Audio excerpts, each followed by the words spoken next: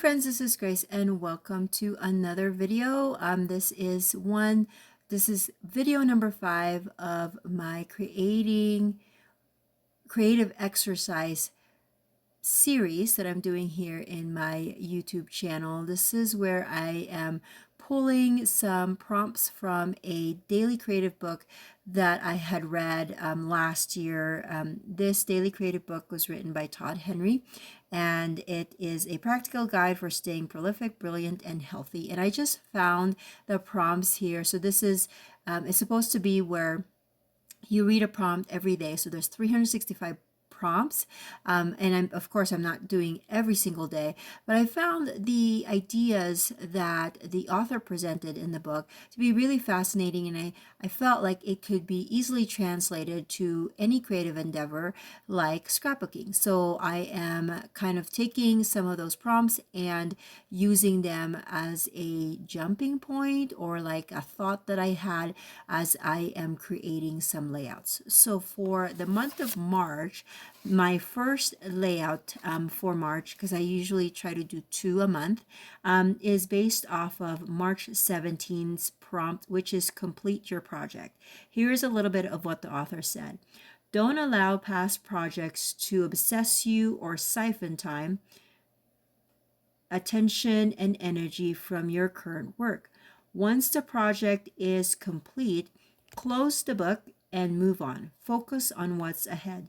Don't second guess and keep noodling on old work. Close the book and move on. So I really liked that because it's a reminder that we don't have to hold on to too many old projects. Sometimes we just have to, like it said, get it done and then move on. So this layout is kind of months in the making because I had printed the photos a while back. I want to say at least a year ago. And then I had the journaling, I want to say at least 6 months ago. And so because I had all of those important elements of this layout, I was thinking to myself, why is it taking so long for me to finish this layout? So this is the layout that I had pulled to complete. And also, if you notice in the beginning of the layout or the video, I showed you a bag that had the word travel. I actually put together a kit that had the travel theme in the beginning of the year. So it's been 3 months. No, actually, I think I did it in November of last year, come to think of it. So anyways, it's been a while. So I had the supplies, I had the photos, I had the journaling. All I really needed to do was sit down and create it. And so that's what I'm doing today. And I gotta say that having the journaling, having the photos ready, having the supplies that I could use for this layout kind of all put together beforehand has really helped to make the process faster. I know that logically, but I still don't make it as a all the time practice. I don't know why. I don't do it as kind of my MO, but now that I have finished the layout and I like how it looked, I am just I'm just wondering why. Why it's taking me so long to realize this. Now, one of the things I feel like overwhelmed me with this particular layout was because I had a lot of photos. These photos are of a day trip that my husband, my oldest son, and then my father-in-law took. We went and saw a battleship. I don't remember anymore. Somewhere in Southern California. Can't remember. The layout is not in front of me.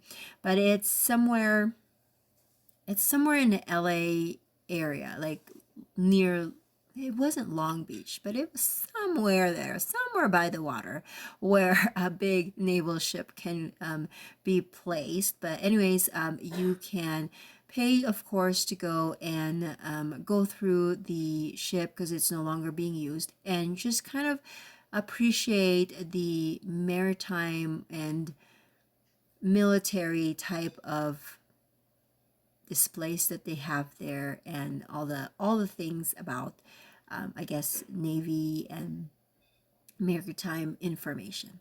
Anyway, so that's what we did. And I, of course, in these kinds of events and activities, I take lots of pictures. And I did beforehand, because I knew there were a lot of pictures, I already printed my photos. Most of my photos here are 2x3.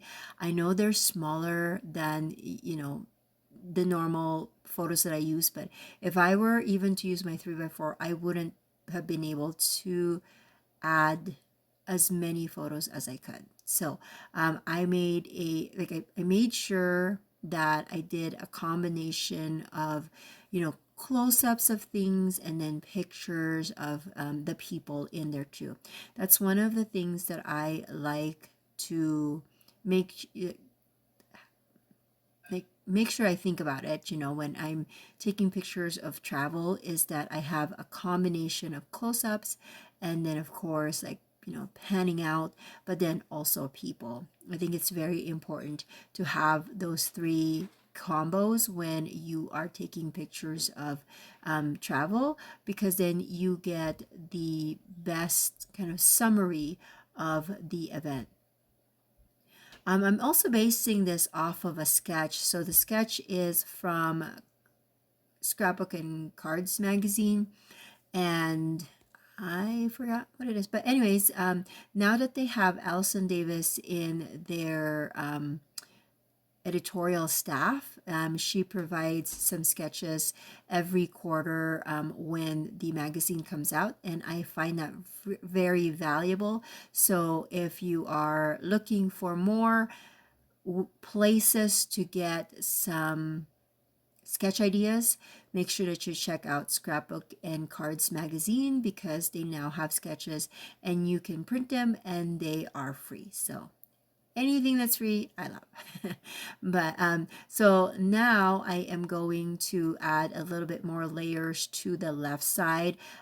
In on the sketch, it did have the blue paper, or no, sorry, the foreground paper, and then it's matted by the background pattern paper. So I'm kind of mimicking that.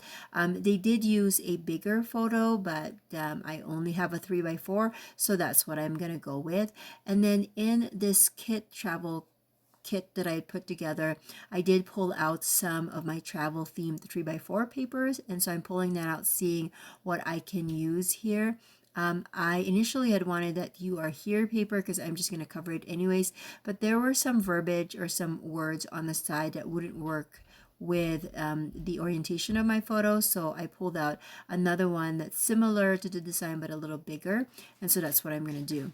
And then now, so part of the kit that I had pulled, I had also pulled some washi. I have a few washi. I don't have a lot, but I do have a substantial amount of washi, and I felt like I need to use them up. So when I was making my homemade kits, I intentionally made sure that I had put at least 2 washis in each container. I think I at least put 3. I think that's what I did. But now I am going to try to use those washi, and to do that, I've put them, I just put the washi on just scrap white paper, and then I'm using that basically I'm making my own pattern paper, and then I am using some nested dies to cut out some stars, and that's what I'm going to use as my main embellishment. In the sketch, it also had a bunch of stars just kind of going down on the left side of the page, and I really like that, and so I'm going to use that same design, and I'm going to do that on my left side as well. Now, if you are new to my channel or new to this series, like I said, I am going through a creative book that I read last year with my team at work, and it's just really resonated with me how the prompts help to think more creative. I mean, as a creative, we kind of have our the things that are within our comfort zone, and I would go with, the same thing over and over again, which is not bad, because that is something that you are like you can do them in your sleep because they're that familiar to you. But at the same time, as creatives as well, we also to thrive into getting inspiration. And I think this book has helped me kind of think outside the box, or at least kind of awaken that part of my creativity where I haven't been really pushing myself to kind of think outside of the norm. So that's what I'm doing here. Now, I am building my layout, so I have adhered all the items on the left side has been adhered, and then I'm doing the right side. Now, on the sketch, it showed where the stars, some of them are going under the strip of paper on the very left. And so I'm going to do that right now, where I'm adhering some stars because that's going to be covered up by the strip of paper. Not all of them will be like that, but I just like how that effect just makes it look like the stars are coming from the right, like, coming towards the left side of the page, kind of bursting in that direction, but it's just coming out of the right part of the layout.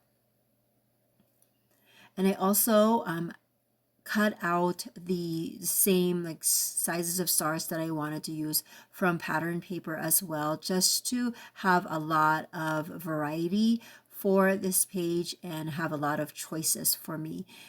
I like that they are a combinations of the blues and the greens, and they work really well with the photos of my layout. Sometimes, when I make these homemade kits, I don't really have any layouts in mind. I just really work with whatever products that I have. And so to find some photos that already have lots of blues in there, lots of kind of the coral and oranges, I think worked. It was just serendipity in my mind because they all worked really well. And that green, that pop of green, just makes it really interesting because then there's that introduction of a different color that you don't see in all of the rest of the layouts. So you notice that I cut out that "you are here" from this 3x4 card. I just figured, hey, I can use that paper or that piece as an accent. We always see that when we like look at the map, right? Like there's this kind of inverted teardrop to show where you are on the map. So I thought that was really fun. And also, if you look at my main photo, there is a white space on the top where the sky is. And so that's, I think, is the perfect spot for that. I am going to put my journaling on the bottom. And then the space between my main photo and my journaling will house my title. I don't know yet at the time what my title will be at this point of my creating this page, and so I'm just gonna leave it there. But now I'm gonna kind of rummage through my other supplies and finish the rest of this layout. One of the things that I've noticed was the main photo wasn't standing out that well with the lots of different patterns. And so I decided to grab some yellow cardstock to mat it. There are some yellows in my photos, and so I decided that will work with this page. And it's so much better with that just little tiny sliver of matting that went onto that photo. So now I'm just trying to build some more, and this is where I'm going to put that "you are here" on my photo. And I'm going to use some foam adhesive to pop it up just to make it stand out a little bit more. I also liked how the red works really well with some of the other elements that I have put into this layout, as well as some of the photos. Also in the sketch, kind of a visual triangle, is there a cluster of stars over on the bottom right. And so that's what I'm going to do. So you have this long line of stars over on the left side of the page, and then you have a cluster of stars over on the bottom right, which I think is really good. Now you notice that one of the stars are cut off. That was because the strip of paper that I cut didn't cut the whole entire star, but that's okay because I know that I was going to cover it up anyways, and so I'm just just making sure that I strategically put that where I know it's going to work out with the rest of my layouts. Okay, so now I am going to tackle my title. I am going to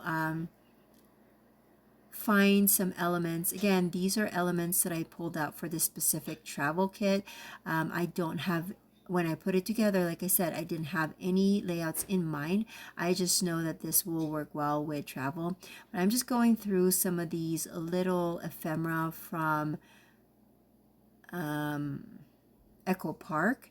And no, is that Simple Stories? No, it would have been Echo Park. Anyways, I am just going through some of that. I'm sure you guys will tell me if I made a mistake and said the wrong brand. So I apologize now if I said the wrong brand. But again, I'm not into being tied into a brand right now, so I don't remember. I apologize. But I like the designs on this, on the ephemera pack. The colors though, I was very hesitant because the reds, there were no other like that dark red on my layout, so it just didn't really speak to me. And the wordings are really big too, so I just felt like with all of the things that's going on my layout, like little bits and pieces here and there is what's more important to me. Again, I am coming down to the closer to the end of this layout. Thank you so much for watching. If you like these videos, please consider giving it a thumbs up and subscribing. And also make sure that you hit that bell button so that YouTube will notify you of my next layout. As you can see, my title that I am working with is not going to show with that very bold and dark blue. So I had some leftover of the yellow paper that I used for matting my main photo, so I'm going to use that as a placeholder for my title, which works really well because there's already some yellows on the layout, and then of course it's gonna make the title stand out a little bit more. And so the layout, or sorry, the title will be Sightseeing USS Iowa, because that is the name of the ship that we went to see. And I gotta say that I am not like a big military like history fan, but I always enjoy going through places like this because I don't know, my mind wanders and I envision what it was like when it was being used, like going through the officers' quarters, what that would have been like, going through the mess hall, what that would have been like, and I'm also amazed at the size of some of these, like the size of the anchor in this big ship and the size of the ropes. It's fascinating to me. All of this is just fascinating, and I probably am boring you, but I just like learning from our past and just kind of seeing how far we've come. So I am nearing the end of this layout. Again, thank you so much for following along. And if you are inspired by any of the prompts that I have been using, feel free to use it and then create a layout. And then if you do, try to tag me so I can see it. I am active, semi-active, I should say, on Instagram. If you want to DM me or call me out there, tag me, I guess I should say, or you can always leave a comment here in the layout and then with the link to your video. Anyways, thank you so much for watching, and I will catch you guys in the next video. Bye now.